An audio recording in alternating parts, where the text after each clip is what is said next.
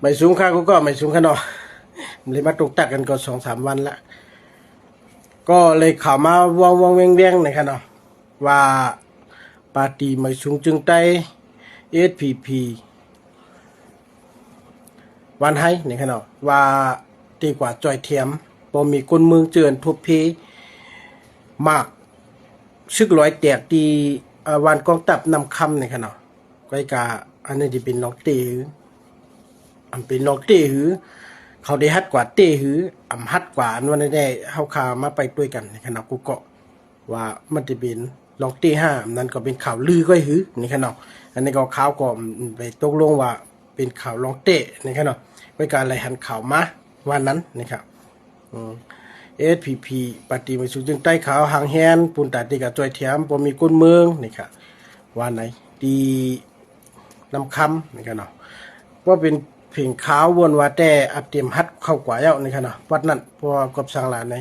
ก็เปื่อว่าคำเลยอยู่บักเช้าเยาก็ในปืนตีนั่นเป็นซึก120 กรัมเสเยาก็ซึกมันก็มีบ้านี่ครับก้อยการเลยข่าวมาแทงว่าหมากแตกที่นำคำในมันเป็นหมากซึกร้อยเป็นมันเป็นครึ่งยิบตั้งตื้อเขาเฮ็ดหมักห้องเฮ็ดหมักเขานี่กันเนาะซึกร้อยเนี่ยอัปเดตเปลี่ยนกวนว่าเปลี่ยนกวนกว่าต่างๆเนี่ยนี่กันเนาะเหมือนจึงว่าใครยอมรับว่าเปลี่ยนของเขาใครยอมรับว่าเขาผิดจังได๋คั่นเนาะมันเป็นจังได๋ครับปุนตาว่าแต่มีคนมาอ้ำว่าขามเสชายขึ้นชายแตนขึ้นบ่มีคนเมืองลองลู่ซุมลองมาเจ็บลู่ตายจิในแต่อับตีขยับนี่ครับเนาะเลยข่าวมาดังไหนย้อนปือว่าซึกร้อยเนี่ยอ้ำว่าคำย่อมรับว่าเป็นของเขาย่อมรับว่าเป็นเขาเฮ็ดผิดนี่ครับเนาะว่าถ้าว่าเป็นของเขาเสียตาก็เหมือนจังว่าย่อมรับว่าเขาผิดที่ไหนกะย้อนปือสังหลานเลยอันเป็นเครื่องยำเครื่องหมักใหญ่หมักหลวงในมันเป็นของเขามันเป็นอันเป็นเมียวแห้งหลวงเป็นเมียวอันลีโกสามารถอยู่ในเกกลางวานปอมีกุนเมืองในเกกลางหมู่วานที่ไหนเนาะมันก็ถูกแม่นในขนาดมันถูกแม่น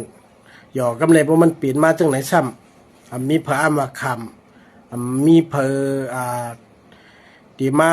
ใช้เตียนไหลบ่มีกุนเมืองอันรู้ชุ่มกว่าอันรู้ตายกว่าคืนยี่ว่าสั่งว่าจังไหนนี่ขนาดก่อนที่ขึ้นมา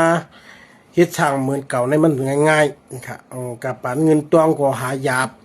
การกล้าการขายก็บ่ค่อยหลีนะครับเนาะเรียกว่าแทงลองหนึ่งซึกจะได้ก็อยู่ที่แล้วก็มีแต่ว่าดีกว่าเก็บขวัญบ่มีก้นเมืองถามว่าเขาได้จ่อยบ่มีก้นเมืองเขาขึ้นมีย้อนกินบ่มีก้นเมืองเป็นจังไหนนะครับเนาะอันนี้ก็ลีโคของจอมแตะ